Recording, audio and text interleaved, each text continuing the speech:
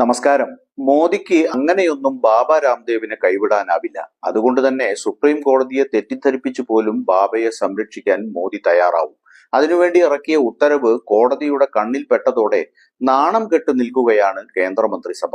പാരമ്പര്യത്തെ ശാസ്ത്രമായി അവതരിപ്പിക്കുന്ന കച്ചവട തന്ത്രങ്ങൾക്ക് തടയിടാനുള്ള കോടതി വിധി മറികടക്കാനായി കേന്ദ്ര സർക്കാർ തിടുക്കപ്പെട്ട് പുറത്തിറക്കിയ വിജ്ഞാപനം സുപ്രീം കോടതി സ്റ്റേ ചെയ്തു. തെറ്റിദ്ധരിപ്പിക്കുന്ന പരസ്യങ്ങൾ, മയക്കുമരുന്ന്, സൗന്ദര്യവർദ്ധക വസ്തുക്കൾ എന്നിവയുമായി ബന്ധപ്പെട്ട് പുറത്തിറക്കിയ വിജ്ഞാപനമാണ് സുപ്രീം കോടതി സ്റ്റേ ചെയ്തത്. ഇത്തരം പരസ്യങ്ങൾ അനുമതിയില്ലാതെ പ്രസിദ്ധീകരിക്കരുതെന്ന് കോടതി വ്യവസ്ഥ ചെയ്തിരുന്നു.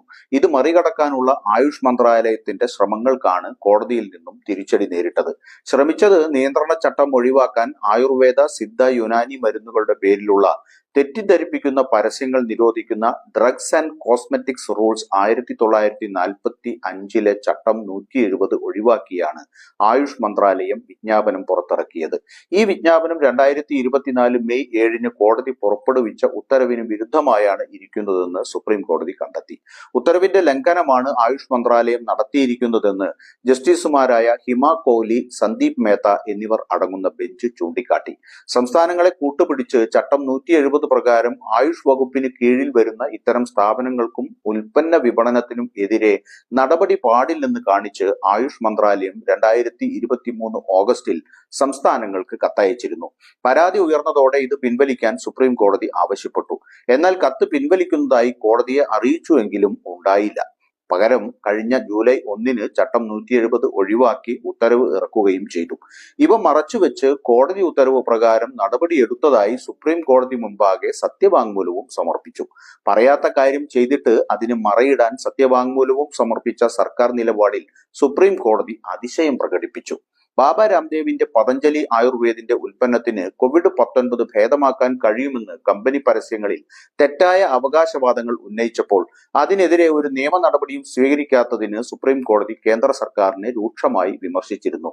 പതഞ്ജലിയുടെ ഉൽപ്പന്നങ്ങളുടെ ഫലപ്രാപ്തിയെക്കുറിച്ചും അലോപ്പതിയെ വിമർശിക്കുന്നതിനെക്കുറിച്ചും പ്രത്യേകിച്ച് കോവിഡ് മഹാമാരിയുടെ ഘട്ടത്തിലും കേന്ദ്രം നടപടിയെടുക്കാത്തതിന് കോടതി നിശിതമായി വിമർശിച്ചിരുന്നു.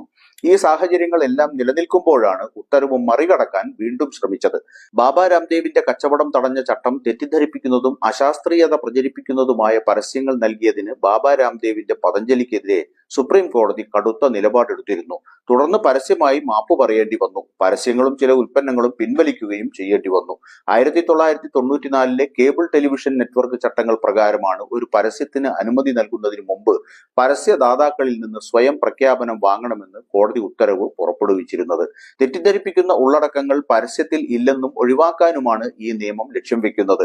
തെറ്റിദ്ധരിപ്പിക്കുന്ന പരസ്യങ്ങൾ നൽകുന്നതിന് രാംദേവിനും പതഞ്ജലിക്കുമെതിരെ കേസ് നടത്തിയ വിവരാവകാശ പ്രവർത്തകനായ ഡോക്ടർ ബാബു KV സുപ്രീം കോടതി ഉത്തരവിനെ അഭിനന്ദിച്ചു. നമ്മുടെ രാജ്യത്ത് തെറ്റിദ്ധരിപ്പിക്കുന്ന പരസ്യങ്ങൾ തടയാൻ ഫലപ്രദമായ നിയമമുള്ളതിനാൽ ഈ വ്യവസ്ഥ ഒഴിവാക്കരുതെന്ന് ഡോക്ടർ ബാബു പ്രതികരിച്ചു.